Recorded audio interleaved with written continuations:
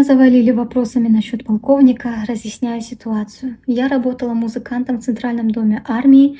Мы ставили концерты на различных военных мероприятиях. И на одном из них один полковник домогался, пытался трогать, насильно пытался удерживать, а его коллеги-офицеры также пытались трогать и преграждали мне путь. Никто из солдатов, женщин военных не заступился, так как это был полковник.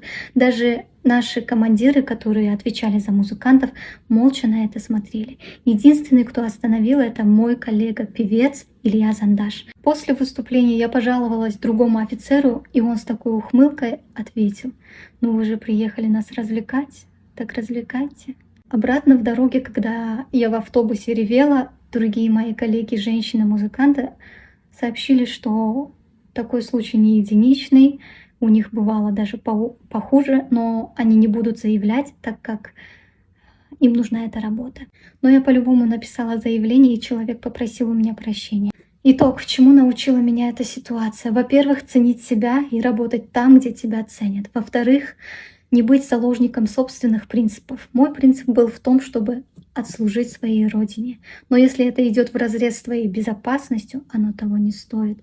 А служить своей родине как музыкант я могу хоть в Японии. Так что завершаю эту тему. Всем музыка.